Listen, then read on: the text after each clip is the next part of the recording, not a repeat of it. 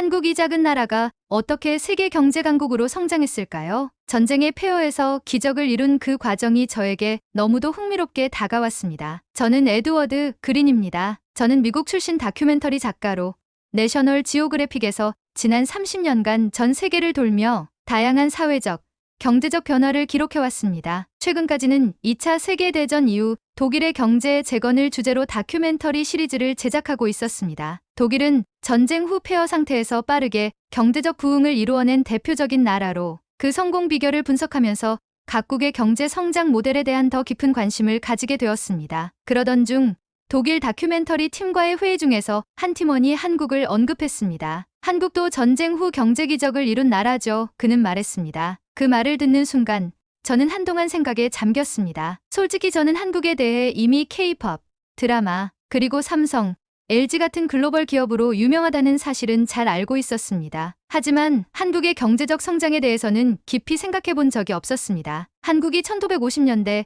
전쟁 직후의 폐허에서 어떻게 세계 경제 10위권 안에 드는 나라가 되었는지 그 배경이 너무도 궁금해지기 시작했습니다. 이 궁금증은 결국 저를 한국에 대한 다큐멘터리 제작으로 이끌었습니다. 이번 프로젝트는 단순히 수치적인 경제 성장을 다루는 것이 아니라 한국이 전쟁의 상처를 딛고 세계 경제 강국으로 도약한 과정에 숨겨진 이야기를 탐구하는 것이 목표입니다. 특히 정치적 리더십, 국민적 희생, 그리고 세계와의 협력이 어떻게 한국 경제 성장의 원동력이 되었는지를 분석해 보고자 했습니다. 한국이 이루어낸 경제 기적은 독일이나 일본과 같은 전후 경제 성장과는 다른 점이 많았습니다. 그 차이를 탐구하는 것이 이 다큐멘터리의 핵심 목표입니다. 한국에 도착한 날, 저는 곧바로 서울을 걸으며 현대적인 도시 풍경에 감탄했습니다. 이미 익히 알고 있었지만 고층 빌딩, 초고속 인터넷, 그리고 활기찬 거리에서 느껴지는 에너지는 이 나라가 기술 강국임을 여실히 보여주고 있었습니다. 하지만 저는 그저 현재의 모습이 아닌 이 나라가 어떻게 이 위치에 오를 수 있었는지에 대한 과거와 과정이 궁금했습니다. 그래서 저는 한국의 경제 성장에 대해 오랫동안 연구해 온 외국인 전문가를 취재하기로 했습니다. 그가 바로 존 밀러 교수였죠. 밀러 교수는 미국 출신 경제학자로 현재 한국에 거주하며 한국 경제를 연구하고 있었습니다. 그는 한국의 경제 발전 과정을 깊이 연구해왔고 국제학회에서도 한국 경제 성장에 대해 여러 차례 발표를 해온 전문가였습니다. 밀러 교수와의 인터뷰는 서울의 한 카페에서 이루어졌습니다. 따뜻한 커피를 마시며 저는 그의 이야기를 듣기 시작했습니다. 그는 한국에서 오랜 시간 동안 직접 보고 연구한 경험을 바탕으로 한국 경제에 대한 깊이 있는 분석을 풀어냈습니다. 에드워드, 한국의 경제 성장은 그저 단순한 산업화 성공만으로 설명할 수 없습니다. 밀러 교수는 차분한 목소리로 이야기를 시작했습니다. 그는 1960년대 박정희 대통령 시기로 돌아가 경제 개발 5개년 계획을 통해 한국이 빠르게 산업화를 추진한 과정을 설명했습니다. 당시 한국은 수출 주도형 경제 전략을 택했고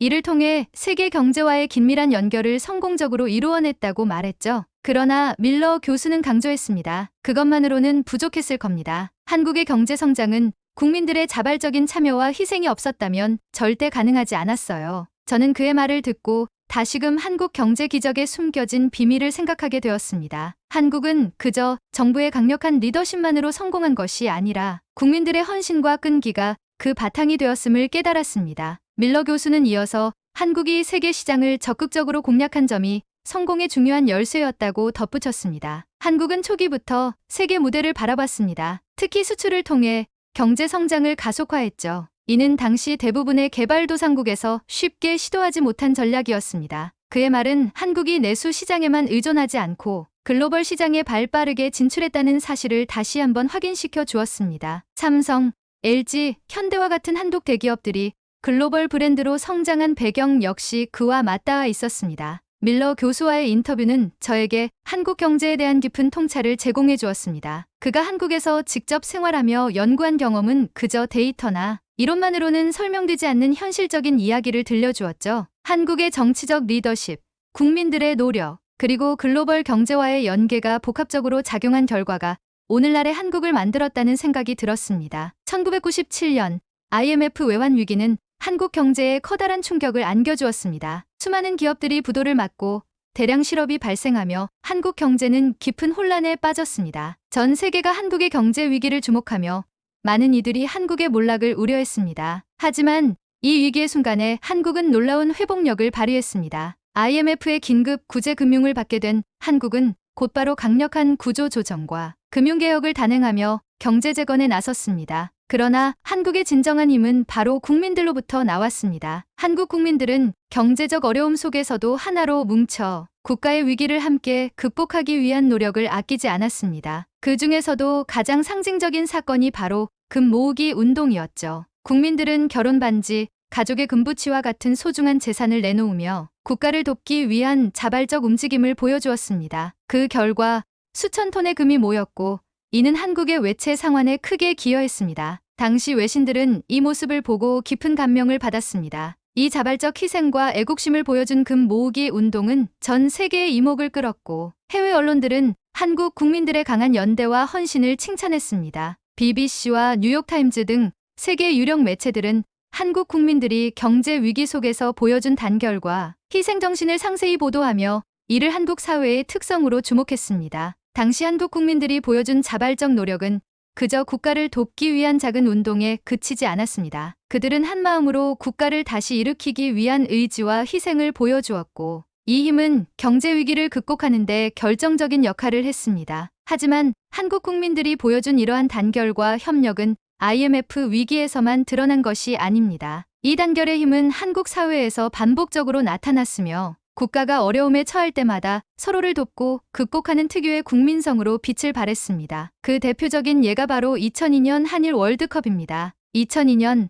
한국은 월드컵 개최국으로서 전 세계의 주목을 받았습니다. 이는 경제 위기에서 갓 회복한 한국에게 또 다른 도전이자 기회였죠. 월드컵이 시작되자 한국 국민들은 축구에 대한 열정으로 하나가 되었습니다. 온 국민이 붉은 악마 티셔츠를 입고 거리에 모여 응원가를 부르며 열광했습니다. 수십만 명의 국민이 거리에서 한 마음으로 대한민국을 응원하는 모습은 다시 한번 전 세계의 주목을 받았습니다. 당시 한국은 사상 첫 월드컵 4강 진출이라는 성과를 이루어냈고 한국 국민들의 열정과 단합은 그 어떤 나라에서도 쉽게 찾아볼 수 없는 장면이었습니다. IMF 위기에서 경제적 단결을 보여주었다면 이번에는 문화적 단합을 통해 자부심을 드러낸 것이었죠. 한국의 성공적인 월드컵 개최와 국민들의 열정적인 응원은 그 자체로 국가적 위상을 드높이는 상징이 되었습니다. 2002년 월드컵 이후에도 한국 국민들은 어려운 상황에서 협력하고 서로를 돕는 단결을 계속해서 보여주었습니다. 가장 최근에 나타난 예가 바로 2020년 코로나 팬데믹입니다. 팬데믹 초반에 한국은 빠르게 전 국민 마스크 착용과 사회적 거리두기를 시행하며 전 세계에서 가장 모범적인 방역 모델을 제시했습니다. 특히나 드라이브 스루 검사는 해외 여러 나라에서 벤치마킹될 정도로 혁신적인 대응이었죠. 그 결과 한국은 팬데믹 초기에 세계적으로 모범이 되는 방역 국가로 자리매김했습니다. 코로나 팬데믹 기간 동안 한국인들은 자발적으로 방역 수칙을 준수하며 서로를 돕고 이 위기를 함께 이겨내기 위해 노력했습니다. 국경을 막고 혼란에 빠진 여러 나라와는 달리 한국은 체계적이고 신속한 대응을 보여주며 국민적 협력으로 위기를 슬기롭게 극복해냈습니다. 한국의 국민성은 이렇게 위기 상황에서 한마음으로 단결하고 협력하는 모습으로 빛을 발했습니다. IMF 외환 위기, 2002년 월드컵, 그리고 코로나 팬데믹까지 이어지는 국민적 단합은 한국 사회를 더욱 강하고 결속되게 만들었습니다. 이러한 국민적 연대와 협력 정신은 오늘날의 한국 경제를 지탱하는 핵심 요소입니다. 이제 저는 IMF 이후 한국이 어떻게 첨단 기술과 IT 산업을 중심으로 다시 글로벌 리더로 도약했는지에 대해 깊이 취재해보고자 합니다. 한국 경제의 재도약은 단순한 경제적 성공이 아닌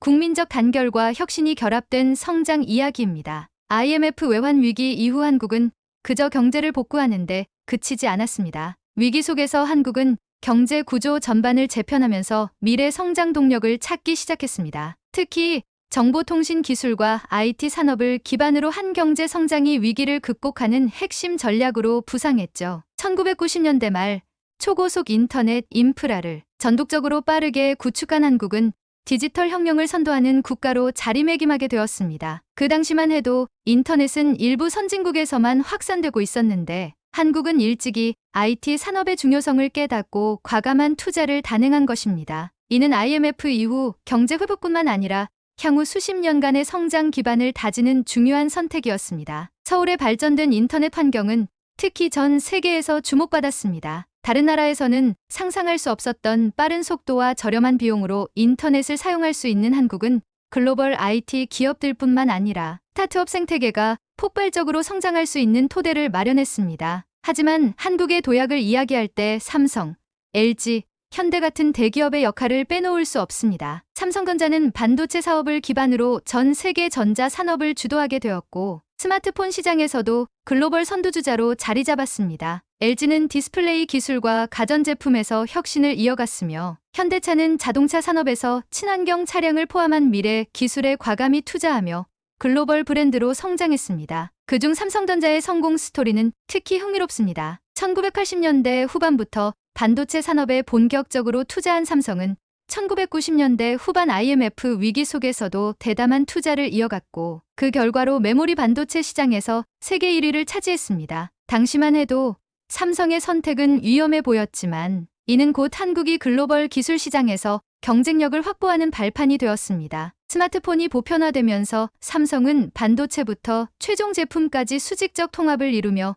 글로벌 리더로 거듭났습니다. IMF 이후 한국의 성공적인 경제 회복을 연구하던 중, 저는 국제경제 전문가로서 IT 산업과 디지털 혁명에 대해 깊이 연구하고 있는 제임스 윌리엄스 박사를 만나 인터뷰하게 되었습니다. 그는 한국의 디지털 혁명이 어떻게 세계적인 모범 사례가 되었는지에 대해 오랫동안 연구해온 학자였습니다. 한국의 경제 회복은 전 세계가 주목할 만한 사례입니다. IMF 위기 이후 한국이 선택한 정보통신 산업으로의 전환은 단순히 경제를 재건하는 것이 아니라 미래 경제를 이끄는 핵심 요소를 확보하는 과정이었죠. 윌리엄스 박사는 한국이 IMF 위기 속에서도 초고속 인터넷, 인프라와 IT 산업에 대한 투자를 늦추지 않았다는 점에 주목했습니다. 다른 나라들이 긴축 정책과 비용 절감을 선택한 반면, 한국은 디지털 인프라를 국가 성장의 핵심 동력으로 삼았다는 것입니다. 이는 한국 경제를 단순히 위기에서 구한 것을 넘어 향후 20년간 세계 경제에서 경쟁력을 유지할 수 있는 토대가 되었습니다. 한국의 IT 성장 모델은 단순히 기술 개발에만 국한되지 않았습니다. 정부와 민간 기업의 긴밀한 협력을 통해 제도적 지원도 이루어졌습니다. 벤처기업에 대한 과감한 투자와 스타트업 생태계 조성이 정부의 주도하에 빠르게 이루어졌고, 이는 한국이 세계적인 기술 혁신 허브로 부상하는 데 결정적인 역할을 했습니다. 서울은 그 중심에 있었습니다. 전자상가에서 시작된 테크 스타트업들이 세계적인 IT 기업으로 성장해 나갔고, 한국의 창업 생태계는 놀라운 속도로 발전했습니다. 특히 코딩 교육이 강화되면서 젊은 세대는 일찍부터 첨단 기술에 익숙해졌고, IT 기술을 활용한 다양한 비즈니스 모델들이 발전했습니다. 이는 곧 AI, 빅데이터, 사물 인터넷과 같은 4차 산업혁명 시대의 기반이 되었습니다. 저는 이 과정을 더욱 깊이 이해하기 위해 국제 IT 전문가인 로버트 잭슨 박사와도 대화를 나누었습니다. 그는 특히 한국의 스타트업 혁신에 대해 주목하고 있었죠. 한국은 IMF 이후 다양한 혁신적인 기업들이 등장하며 세계 무대에서 빠르게 자리 잡았습니다. IT와 디지털 기술의 발전은 한국 경제의 새로운 성장 동력이 되었고, 스타트업 생태계 또한 큰 역할을 했습니다. 정부의 과감한 지원과 국민들의 높은 기술 수용성 덕분에 한국은 이제 글로벌 기술 강국으로 자리 잡았습니다. 그의 말처럼 한국은 이제 IT 기술을 넘어 4차 산업혁명을 주도하는 국가가 되었습니다. 삼성과 LG 같은 대기업들이 기술 혁신을 이끌었을 뿐만 아니라 수많은 스타트업들이 새로운 시장을 개척하고 있었습니다. 로보틱스, 자율주행, AI 기술에 대한 한국의 과감한 투자는 그 어느 나라보다 빠르게 이루어졌고, 이는 한국이 미래 산업의 중심국으로 자리 잡는 데 중요한 역할을 했습니다. 한국의 IMF 외환 위기 극복과 IT 산업을 통한 도약은 세계 경제에 큰 영향을 미친 사례입니다. 전쟁의 상처를 딛고 글로벌 기술 강국으로 성장한 한국의 이야기는 단순한 경제적 성과가 아니라 끊임없는 혁신과 국민적 의지가 만든 기적이라고 생각합니다. 저는 한국의 경제 회복 과정뿐만 아니라 그 뒤에 숨겨진 사람들의 이야기를 전하고자 합니다. 기술 발전만이 아니라 국민의 단결과 리더십이 오늘의 한국을 만들었음을 취재를 통해 확인할 수 있었습니다. 이 작은 나라가 어떻게 세계 경제를 이끄는 중요한 역할을 맡게 되었는지, 그들의 과거와 현재, 그리고 미래를 통해 우리는 많은 것을 배울 수 있습니다. 이번 다큐멘터리를 마무리하며 저는 한국이 단순한 경제, 성공 사례를 넘어서 미래를 향한 도전의 나라임을 실감했습니다. 그들은 위기를 기회로 바꾸는 능력을 이미 증명했으며 앞으로도 더 나은 미래를 향해 계속해서 전진할 것이라고 믿습니다. 미래로 향하는 한국은 이제 세계 무대에서 더욱 중요한 역할을 하게 될 것을 기대합니다. 오늘의 사연을 끝까지 시청해주셔서 감사합니다. 구독과 좋아요를 눌러주시면 영상 제작에 큰 도움이 됩니다. 행복한 하루 보내세요. 고맙습니다.